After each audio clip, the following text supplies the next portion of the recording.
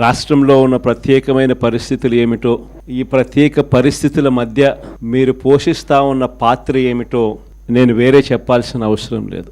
నిజంగా ఈరోజు పార్టీకి అన్ని రకాలుగా ఒక పెద్దన్న పాత్ర ఎవరైనా పోషిస్తూ ఉన్నారు అంటే అది న్యాయవాదులే అని చెప్పాలి.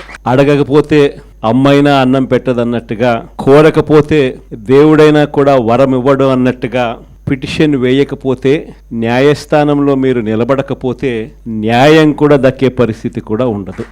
ఎక్కడ చూసినా కానీ కరప్షన్ అనేది మామూలుగా లేని పరిస్థితిలో ఈరోజు చూస్తూ ఉన్నాం. ఎక్కడ నిలబడినా, ఏ గ్రామానికి వెళ్ళినా కూడా గ్రామంలో పక్కనే బెల్ట్ షాప్ కనిపిస్తుంది. విచ్చలవిడిగా బెల్ట్ షాపులు మన కళ్ళ ముందనే ఎంఆర్పి రేట్ కన్నా ఎక్కువ రేటుకి అమ్ముతా ఉన్నారు. డైరెక్ట్గా ఎంఆర్పి రేట్ కన్నా ఎక్కువ అమ్ముతా ఉన్న బెల్ట్ షాపులు ఎవరు నడపాలా అనేది ఆక్షన్లో పాడుతూ ఉన్నారు. అలా అమ్మిచ్చేది ఎవడు అని అంటే పోలీసులు దగ్గరుండి అమ్మిస్తూ ఉన్నారు. ఇది కరప్షన్ అనేది కళ్ళ ముందనే కనిపిస్తూ ఉన్న కరప్షన్. ఎక్కడ చూసినా పర్మిట్ రూములు, ఇల్లీగల్ పర్మిట్ రూములు కనిపిస్తూ ఉన్నాయి. ఏ నియోజకవర్గం తీసుకున్నా కూడా ఇసుక అన్నది ఉచిత ఇసుక అంటున్నారు. ఉచిత ఇసుక ఎవరికి ఇస్తూ ఉన్నాడు అనేది దేవునికి ఎరక.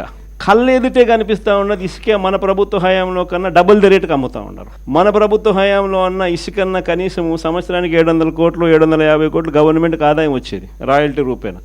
ఇప్పుడు రాయల్టీ రాకపోగా ఇసుకేమో డబుల్ రేటుకి అమ్ముతూ ఉన్నారు. ఏ నియోజకవర్గం తీసుకున్నా కూడా పేకాట క్లబ్బులు దగ్గరుండి నడిపిస్తూ ఉన్నారు ఎమ్మెల్యేల క్యాండిడేట్లు. ఈ జగన్ 2లో మాత్రం ఖచ్చితంగా ఎవరైతే పార్టీ కోసం చేసినారో ఈసారి ప్రతి ఒక్కరిని కూడా మర్చిపోకూడదు, డేటాబేస్ క్రియేట్ చేయండి అని చెప్తాను. ఈ డేటాబేస్ ఆధారంగానే రేపొద్దున ప్రతి ఒక్కరికి కూడా గుర్తింపు అనేది ఉంటుందనేది ఈ సందర్భంగా ఖచ్చితంగా తెలియజేస్తాను.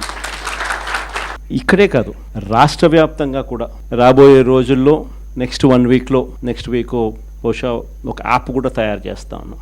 సీనియర్ లాయర్లు అందరూ కూడా దాంట్లో యాప్లో కూడా ఇన్వాల్వ్ అవుతున్నారు. యాప్ తయారీ కార్యక్రమంలో